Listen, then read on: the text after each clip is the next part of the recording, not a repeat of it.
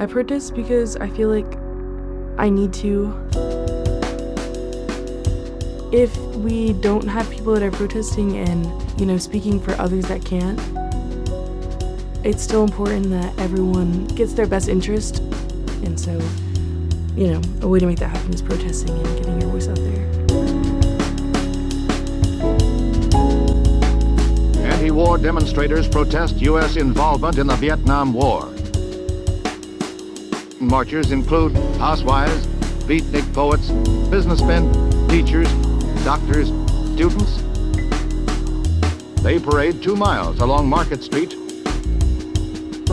where anti-war songs and speeches, pacifists and hippies together. Makeup and costumes were bizarre.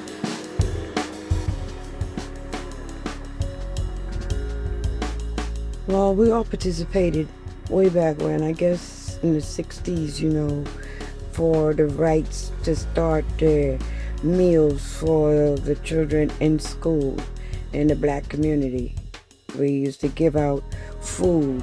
There used to be programs that the black family participated in, passing out cheese and the canned meat, and to a lot of poor families. This made a difference. It was just fighting for equal rights, the children to go to school and in the same classes, and I got it. We came a long way.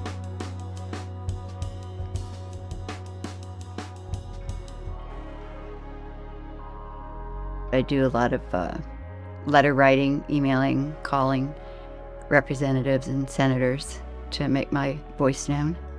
And I've helped on political campaigns. Well, at IUP, Indiana University of Pennsylvania, I think it was just a local group that organized people. I can remember we wouldn't let the president out of the office building, the president of the university, because that was part of our protest.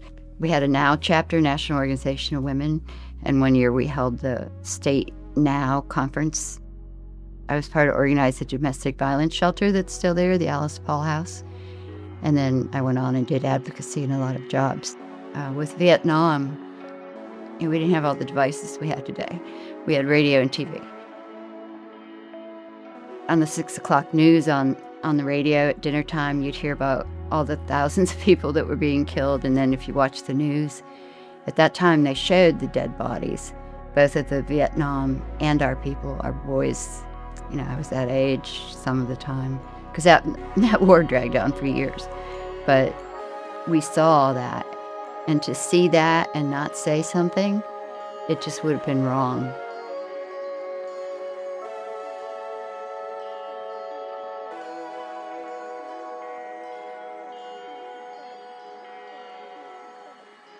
I participated in the BLM protest back in 2020. I did fighting against Roe v. Wade back in 2024, and I've also been in a protest for protecting the Dawes trans people. I'm really fortunate that I've never been in a situation where the police or any type of people wanted to rally against me and wanted to hurt me or harm me or any of the people that I was with. For the Roe v. Wade and for the Protect the Dawes protest, I was both in Arizona. At the time, I had a trans friend and they kept me informed of what was going on. At the time, they're losing their rights. People aren't allowed to go into women's bathrooms anymore, and it's tiring. It's tiring to see be able to be their true selves, be able to be authentically themselves. So what do? You obviously go and protest. I was really nervous at first. It was a very welcoming space. You felt the love, you felt the energy, you felt the chance to just be in the moment and fight for what you believe in.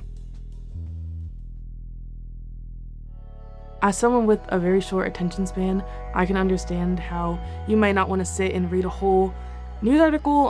Some news articles are very little, and then it's like okay, like, do I even have all the information? And then some are like 10 pages long in the smallest font. Being able to have Students Against Injustice, especially the Instagram account, is easy to have one place that you can go to and just see exactly what you need to see. And it doesn't put too much pressure on people because it's not like you need to go out and you need to do this. It's like, here are things that you can do as a student if you're working 8 hours a day, or if you're studying 8 hours a day, you know what I mean? What you can do in your little spare time to be able to help out. I think protesting for something you believe in is something that's right and it makes sense.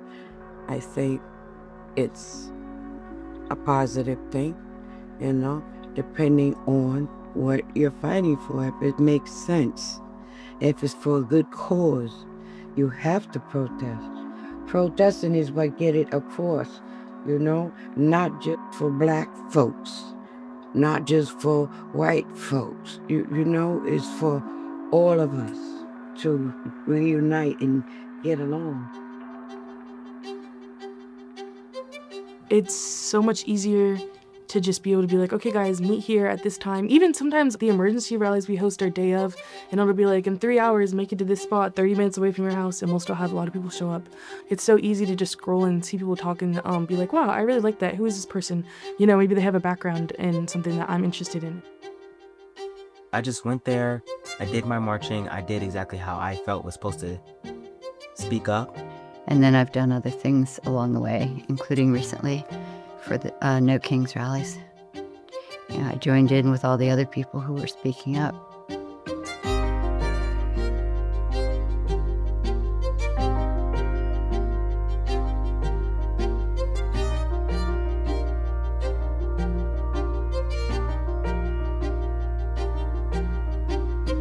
I made little signs. I think they were kind of cute if you ask me.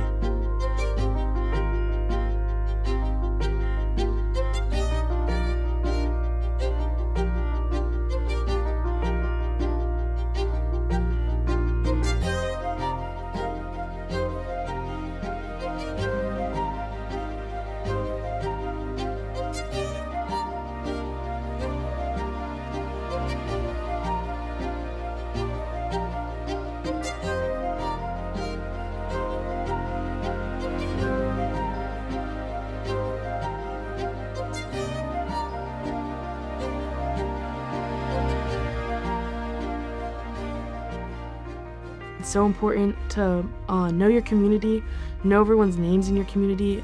If someone goes missing, you want to know exactly who they are, how to reach them, how to help them.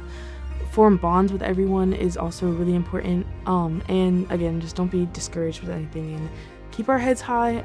Things are happening, things out of our control are happening. There's things in our control happening as well, so we just need to focus on those and do what we can.